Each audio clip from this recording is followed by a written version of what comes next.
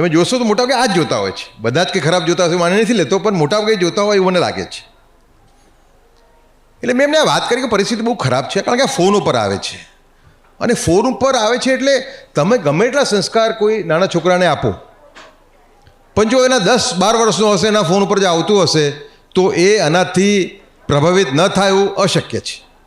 ને આની બીક લોકોને છે જ કે અમારા પુત્ર ને પુત્રી છે, અમારા ફેમિલી મેમ્બર છે, એનું શું થશે જો આવું ચાલતું રહ્યું તો પછી પરિસ્થિતિ અત્યારે કેટલી બધી ગંભીર છે એનું તમને આ ખરેખર કહેતા આપણાને તો અભદ્ર લાગે છે મને. જેમ પરિસ્થિતિ શું છે અત્યારે, લગભગ 800થી 900 જેટલા OTT પ્લેટફોર્મો છે.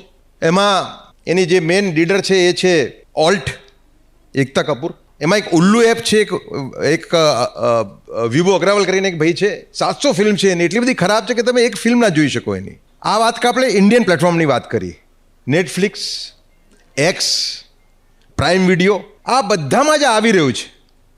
પ્રમાણનો ફેર હશે. નેટફ્લિક્સનો અમને વચ્ચે અમે ઇન્વેસ્ટિગેશન કરવા બેઠા તો 125 ફિલ્મો અમે જોઈ, 125, અને બધામાં જ પોર્નોગ્રાફીના સીનો હતા. પોર્નોગ્રાફીની ફિલ્મ નથી એ, પણ સીનો પોર્નોગ્રાફીના હતા. લગભગ 3 મહિનાની અંદર 7 કેસ એવા છે કે જ્યાં ભાઈએ બેન ઉપર બળાત્કાર કર્યો હોય પોર્નોગ્રાફી જોઈને. લગભગ 2 કેસ એવા છે કે જ્યાં બાપે દીકરી ઉપર બળાત્કાર કર્યો હોય જોયા પછી. અને એક કેસ એટલો ભયંકર છે કે જેમાં એક પુત્રએ દારૂ પીને પોર્નોગ્રાફી જોઈને પોતાની મા ઉપર બળાત્કાર કર્યો.